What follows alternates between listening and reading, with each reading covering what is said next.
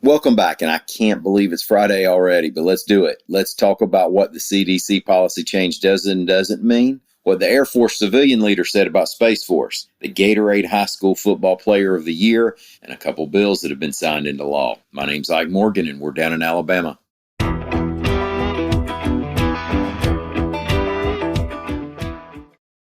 So the CDC changed its COVID-19 guidance policies Thursday and said for a fully vaccinated person, it's now okay to no longer wear a mask, even inside, except in certain crowded circumstances. Now, they even made a to-do of it at the White House with the president and vice president daring to be near each other and various lawmakers without a stitch of fabric on their faces. President Biden, quote, "Get vaccinated or wear a mask until you do." But here's the thing. Their bearing of good news is largely symbolic, at least directly and immediately, because Washington isn't setting mask policy for Mentone or Spring Hill or anywhere Alabama. AL.com's Amy Yerkinen reports that at this point, only one city in Alabama still has a mandate in place that requires everyone pretty much to wear face coverings. The state's mask mandate ended April 9th. Montgomery's expired as recently as May 9th. In Birmingham, it's still required for anyone older than 2 years old to cover their faces when they interact with each other, and that's set to expire on May 24th. There are still some other COVID restrictions in place. The state still has some restrictions at senior centers through the end of this month.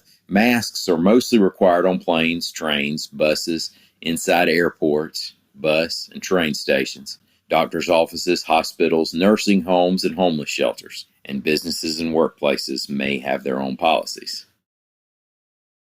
The Air Force's top civilian leader spoke this week about what has become a controversial decision to place United States Space Command in Huntsville, Alabama, reports AL.com's Lee Root. Now, once Huntsville was selected, lawmakers from Colorado, where temporary headquarters is currently located, cried foul. Some other officials joined them in claiming that former President Donald Trump may have played politics and influenced the decision. Earlier this week, Air Force Acting Secretary John Ross told a House of Representatives subcommittee that he's very confident in the selection process and that he welcomes the two reviews of the decision that are taking place. Quote, "We have done the strategic basing process since 2009, and it has withstood outside review, and we think it's an analytically based process, and so I'm happy to have them come and review."